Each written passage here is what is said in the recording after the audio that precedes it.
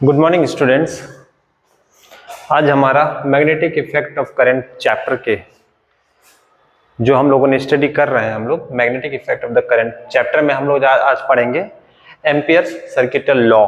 Ampere circuital law क्या होता है? जैसे कि हम लोगों ने चैप्टर 1 में इलेक्ट्रोस्टैटिक्स में पढ़ा था Gauss theorem, Gauss law. Gauss law basically alternative था किसका? कूलम्ब्स लॉ के। मतलब कूलम्ब्स लॉ जो काम करता था वही गॉस लॉ काम करता था।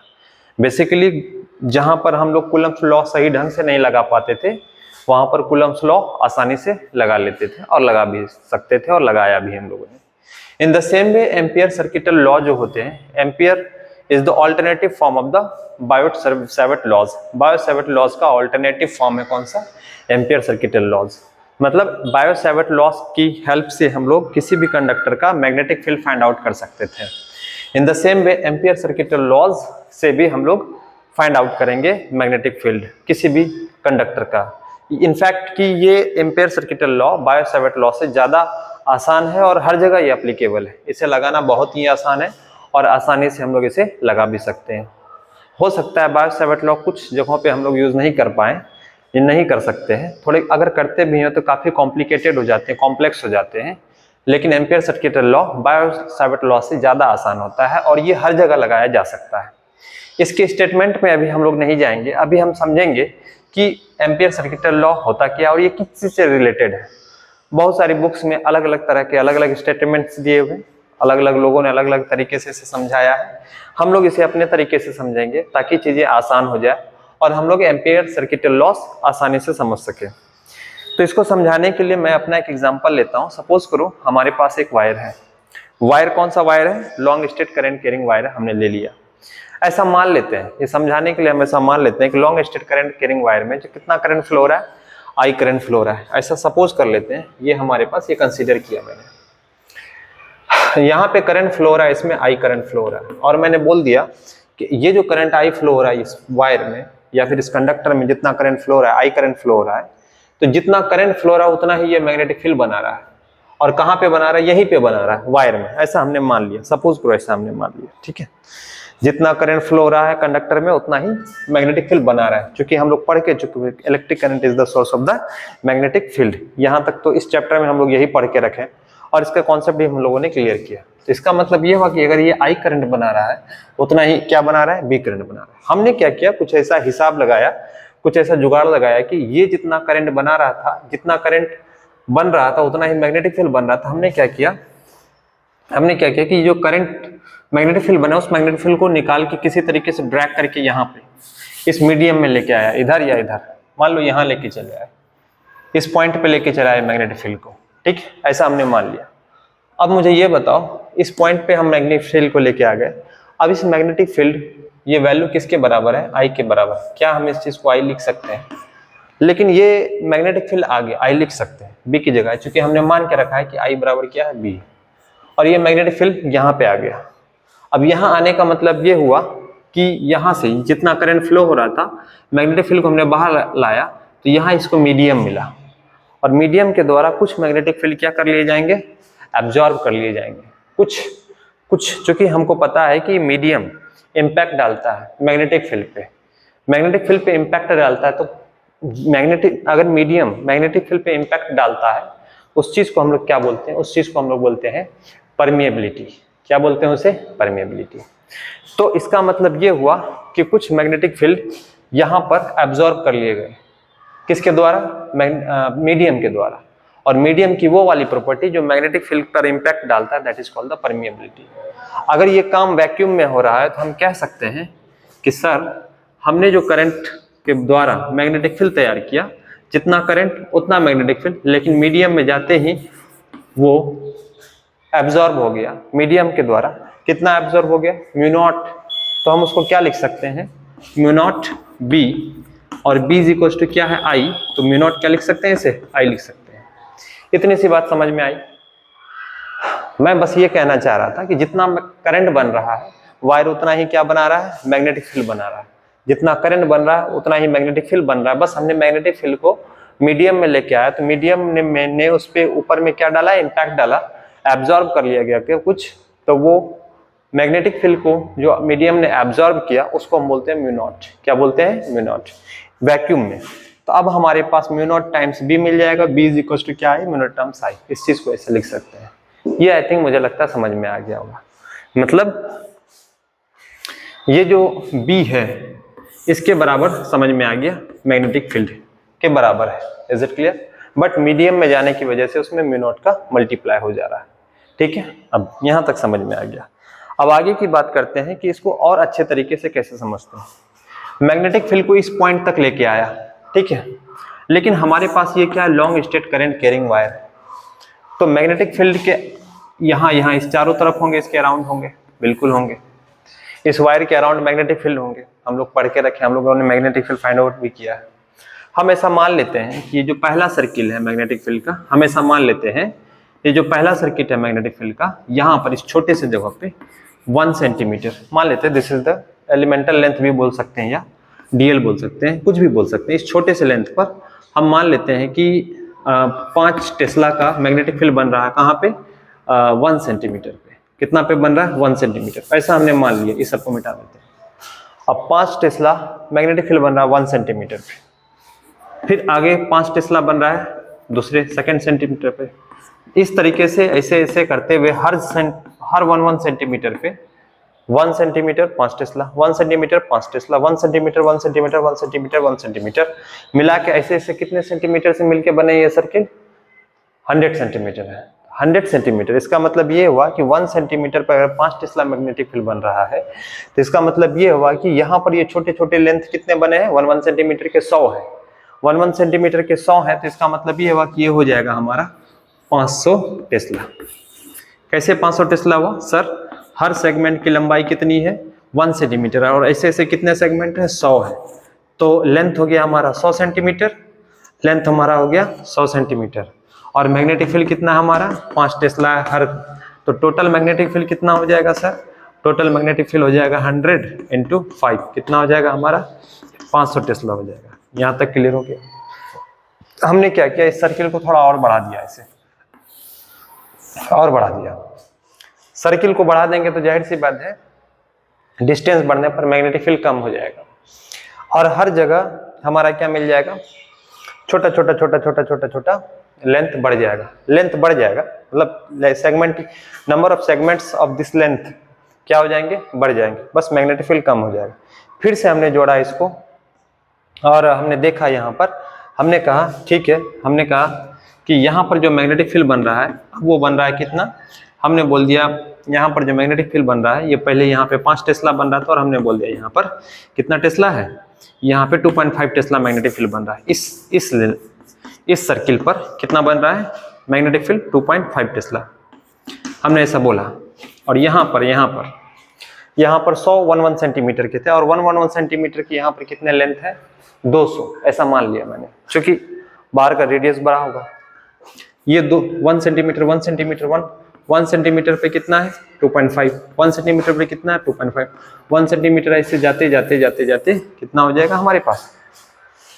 ये हो जाएगा 200, ठीक है। अब जब 200 हो गया तो हम क्या किए कि हर 1 सेंटीमीटर पे कितना टेस्ला का मैग्नेटिक फील्ड बना? 2.5 टेस्ला का। तो पूरे लेंथ पे कितना बन जाएगा? अगेन B/N, 200 इंटू कितना हो जाएगा? 2.5। जब तुम इसको मल्टीप्लाई करोगे तो ये भी कितना हो जाएगा? 500 टेस्ला। Is it clear? ये भी कितना हो जाएगा? 500 टेस्ला। तो इसका मतलब क्या हुआ? इसका मतलब ये हुआ कि जो लेंथ है यहाँ पर, एक छोटा सा लेंथ है 1 सेंटीमीटर 1 सेंटीमीटर 1 सेंटीमीटर, 1 सेंटीमीटर पे जितना मैग्नेटिक फील्ड बना, उस 1 सेंटीमीटर से जो पूरा लेंथ है उसको मल्टीप्लाई कर देंगे, और वहां पर जो मैग्नेटिक फील्ड बन रहा है उसका वैल्यू आ जा रहा है 500 टेस्ला। 500 टेस्ला पहले भी 500 टेस्ला था, बाद में भी 500 टेस्ला है। सर्किल को छोटा कर देंगे तब भी हमें क्या निकलेगा? 500 टेस्ला निकलेगा, हमेशा कांस्टेंट निकलेगा। और इससे पहले हम लोगों ने क्या कैलकुलेट करके रखा था? हमने करंट कैलकुलेट करके रखा था, जितना करंट है उतना मैग्नेटिक फील्ड बन रहा है, और हमने मैग्नेटिक फील्ड को कहाँ निकाल दिया? बाहर निकाल दिया, मीडियम में निकाल दिया मैग्नेटिक फील्ड को। और जैसे ही मैग्नेटिक फील्ड को मीडियम में निकाल दिया, that is absorb by the medium. किसने एब्जॉर्ब कर लिया? मीडियम ने। तो हो गया था हमारे पास कितना? म्यू नॉट बी और बी किसके बराबर, आई के बराबर, तो हमने बोल दिया mu not I. Is it clear? तो मीडियम में मैग्नेटिक फील्ड को निकाला तो म्यू नॉट आई के बराबर हो गया। लेकिन अगर इस सर्किल पर, अब देखो यहाँ पे समझो जरा, अगर इस सर्किल पर ये भी है मैग्नेटिक फील्ड ही, और इस सर्किल पर ये भी क्या है, मैग्नेटिक फील्ड ही है। तुम देखो मैग्नेटिक फील्ड यहाँ पर छोटे सर्किल पर 500 टेस्ला यानी कांस्टेंट, यहाँ पर भी 500 टेस्ला कांस्टेंट, और यहाँ पर भी सॉल्व करने जाएंगे तो हमें क्या मिलेगा, कांस्टेंट मिलेगा। कांस्टेंट मिला तो इसी चीज को हम लोगों ने कैसे लिखा कि ये देखो, ये मीडियम में मैग्नेटिक फील्ड बना Bl, और यही Bl यहाँ पर कितने के बराबर है, ये म्यू नॉट आई के बराबर है। तो इसी चीज को कैलकुलेट किया सबसे पहले किसने, एम्पियर ने। Bl इज इक्वल टू क्या बन जाएगा, mu not I. This is the Ampere circuital law. Is it clear? I think मुझे लगता है समझ में आ गया होगा। एम्पियर ने यही बोला कि आपके पास अगर ये कोई भी कंडक्टर है उसमें करंट फ्लो हो रहा है आई, तो उस आई की वजह से जो बनने वाला करंट होगा उसके अराउंड, उसको कुछ ना कीजिए, उसके छोटे छोटे सेगमेंट का लाइन इंटीग्रेशन कर दीजिए। लाइन इंटीग्रेशन वो बराबर हो जाएगा, किसके बराबर हो जाएगा, कंडक्टर में फ्लो होने वाले करंट में म्यू नॉट के बराबर हो जाएगा। ये एम्पियर ने कहा। Bl इज इक्वल टू आई, ये एक सिंपल मैथमेटिकल फॉर्मूला है। इसी को dl के फॉर्म में इसने लिख दिया, B dot dl, B for the magnetic field. वो हर dl पर मैग्नेटिक फील्ड क्या था, कांस्टेंट था।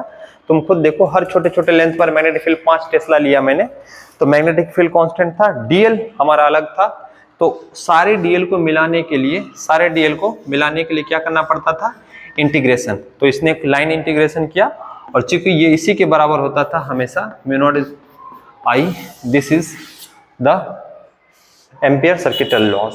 Is it clear? ये था एम्पियर सर्किटल लॉज, और इसने सबसे पहले इसको किसने कैलकुलेट किया, एम्पियर ने कैलकुलेट किया।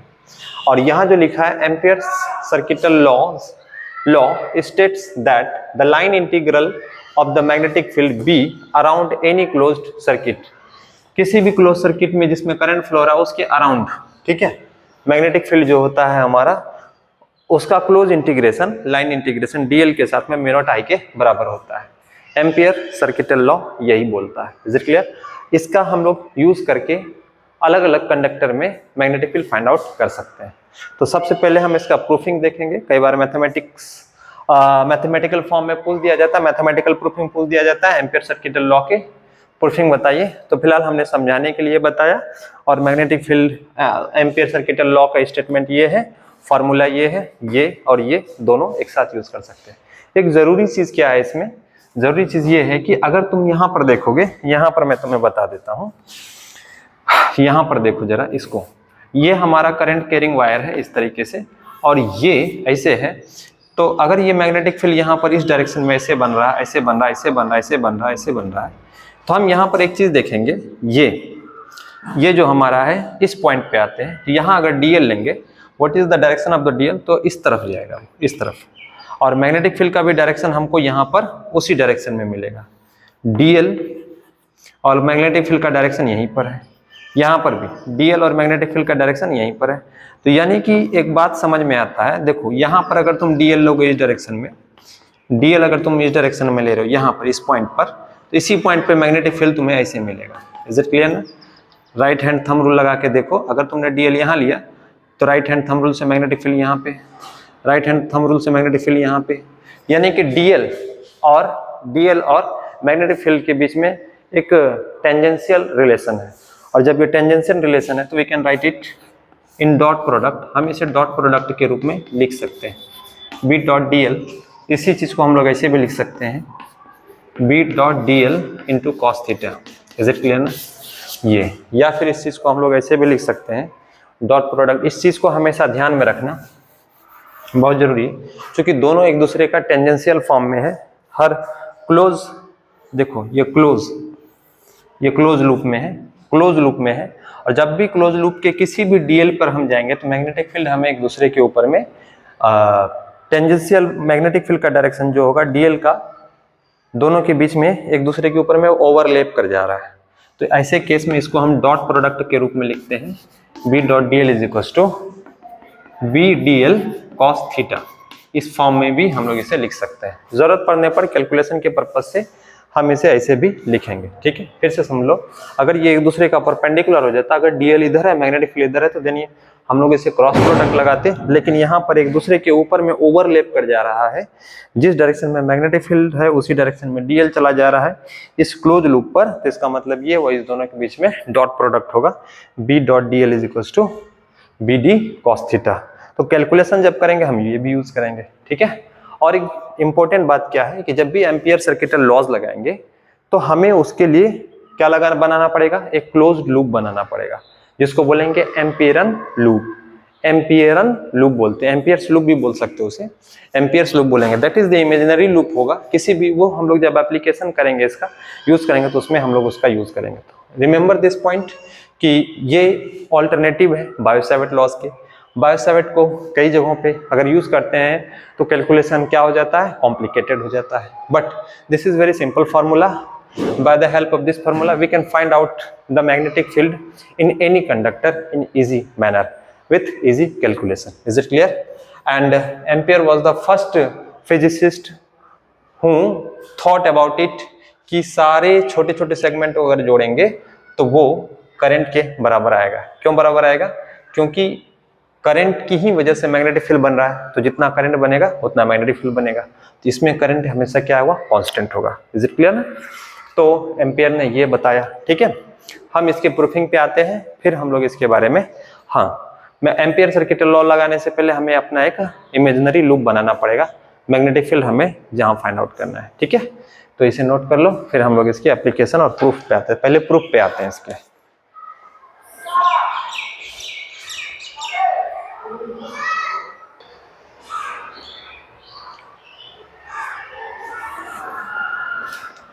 ठीक है बच्चों, जैसा कि हम लोग को पता है एम्पियर सर्किटल लॉज की हम लोग प्रूफिंग पढ़ रहे हैं। प्रूफ निकालेंगे किसकी हेल्प से? Straight current carrying conductor. Straight current carrying conductor के बारे में हम लोग पढ़ के रखे हैं। एक हमारा straight infinitely straight current carrying conductor है, इसमें करंट आई फ्लो हो रहा है इस डायरेक्शन में, तो इसकी वजह से जो बनने वाला मैग्नेटिक फील्ड है वो कुछ इस शेप में बनता है, ऐसे, ठीक है। ये चारों तरफ से सर्कुलर फॉर्म में ये मैग्नेटिक फील्ड बनता है। Is it clear? इसका प्लेन ये है, ठीक है।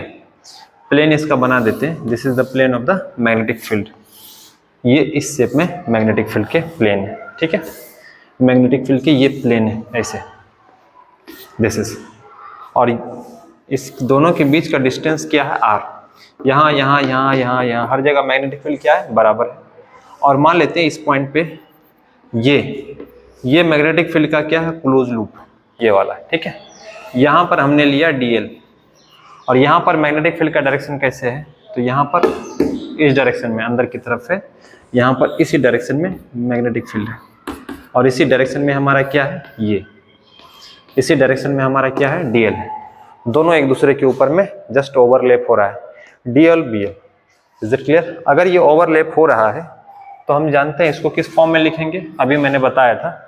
अगर ये टेंजेंशियल है इस पॉइंट पे, कौन कौन टेंजेंशियल है, डीएल भी और मैग्नेटिक फील्ड भी, both are the tangential line at point this, इस पॉइंट पर है, तो we need to do dot product. कौन सा प्रोडक्ट करना है दोनों के बीच में, डॉट प्रोडक्ट करना है। डॉट प्रोडक्ट कर लेंगे यहाँ से ऐसे, तो ये हमारे पास क्या आ जाएगा, B D L cos theta. Clear? ये जो हमने बताया ये एक पॉइंट के लिए बताया। इस छोटे छोटे डीएल से मिलकर एम्पियर तो यही कहता है कि छोटे छोटे लेंथ को आप ऐड कीजिए, म्यू नॉट आई के बराबर हो जाएगा। देखते हैं, अभी तो हमने इस पॉइंट पे डीएल लिया है, तो यहाँ भी डीएल, यहाँ भी डीएल, यहाँ भी डीएल, यहाँ भी डीएल, हर जगह डीएल हमें को मिलेगा। अगर ये हमें हर जगह डीएल मिल रहा है तो इस सारे डीएल को जोड़ने का उपाय क्या है, तो सारे डीएल को जोड़ने का उपाय है लाइन इंटीग्रेशन।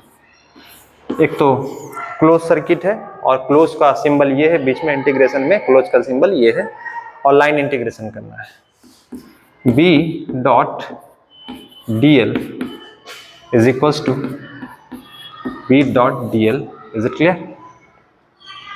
अब यहां खुद देखो तुम, ये कॉस थीटा, थीटा का वैल्यू कितना हो जाएगा, देखो dl और b के बीच में कितने डिग्री का एंगल, 0 डिग्री का एंगल। Is it clear? देखो कितने डिग्री का एंगल, 0 डिग्री का एंगल, दोनों तरफ इंटीग्रेट कर देते हैं, तो ये हो गया cos 0, cos 0 का वैल्यू कितना हो जाएगा बच्चा? cos 0 का वैल्यू हो जाएगा तुम्हारा, cos 0 का वैल्यू हो जाएगा तुम्हारा 1। ठीक है, इसको सॉल्व किया मैंने, b डॉट dl, यहां से हो जाएगा तुम्हारा क्या, b को मैंने किया बाहर और डायरेक्ट मैंने लिख दिया dl। Is it clear? तो अब हमारे पास क्या आ जाएगा, क्लोज इंटीग्रेशन, जीरो से अगर l ले लेंगे, जीरो से यहाँ पर जीरो से l ले लेंगे तो हमारे पास क्या निकलेगा, b dot dl is equal to, ये सीधा इंटीग्रेशन हो जाएगा, इसको कैपिटल L ले लें तो ये हमारा हो जाएगा bl। Is it clear? ठीक है, अब आगे की तरफ बढ़ो जरा, इसको थोड़ा और अच्छे समझो। ये तुम्हारा हो जाएगा close integration, close integration b dot dl, close integration किया तुमने b डॉट dl,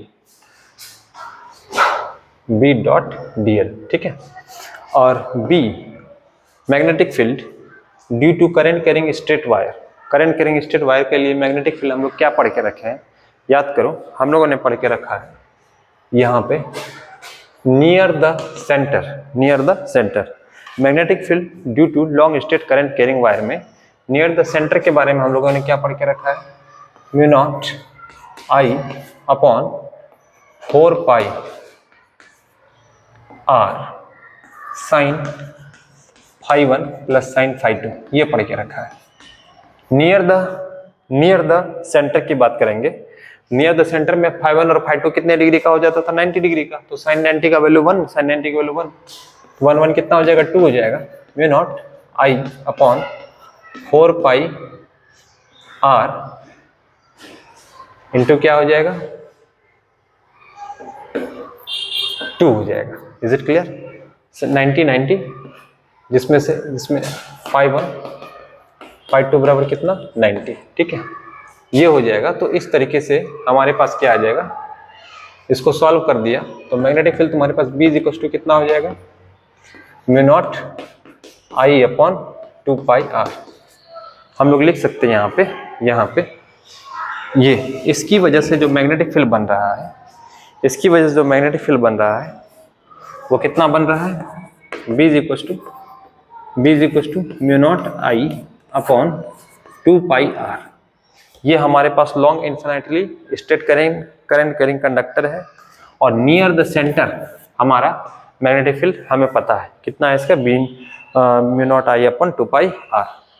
अब जब हमको ये बात पता है तो हम क्या करते हैं, इसका वैल्यू यहाँ पे रखते हैं, यहाँ पे इसको थोड़ा और नीचे से सॉल्व कर देते हैं।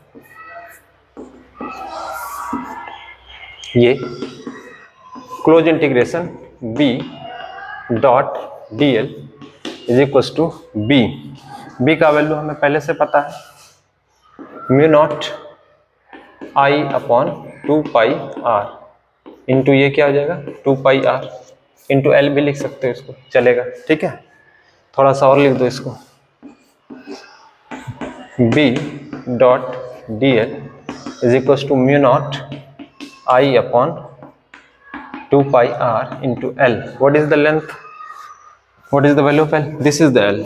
ये हमारा रेडियस है, ये पूरा का पूरा क्या है, l है, तो l क्या हो जाएगा, 2 पाई r। सर्किल के लिए l हम लोग क्या लेते हैं, 2 पाई r, जिसमें से 2 पाई r क्या हो जाएगा, कैंसिल आउट, और हमारे पास जो वैल्यू आएगा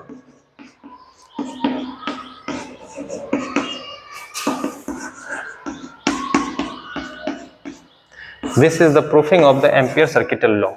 देखो तो b dot dl equal to mu naught I आ गया। तो यानी कि एम्पियर के सर्किटल लॉ को प्रूव करने के लिए हमने क्या किसका यूज किया, स्ट्रेट करंट कैरिंग कंडक्टर का यूज किया। इसकी वजह से बनने वाला मैग्नेटिक फील्ड यहाँ है, इसके लिए हमने क्लोज लूप बनाया, जितनी दूरी पे मैग्नेटिक फील्ड बन रहा था वो हमने r लिया, जहां से हमको dl लेना था उस जगह पे dl का डायरेक्शन और मैग्नेटिक फील्ड का डायरेक्शन हमने डिसाइड किया। और करंट कैरिंग कंडक्टर की वजह से जो near the center magnetic field बन रहा था, mu naught I upon 2 pi r, that we have studied in previous lecture. Okay, and now due to the tangential relation between dl and b, we take the dot product between b and dl. What is the dot product? Vector b dot vector dl is equals to b dl cos theta. Is it clear? And now we have to find the magnetic field of the full length का हमें magnetic field find out करना है। Then we need to take the integration on both side. हमने लिया line integration both side, दोनों तरफ। जब हमने लिया लाइन इंटीग्रेशन बोथ साइड तो इसको एज इट इज छोड़ा यहाँ पे।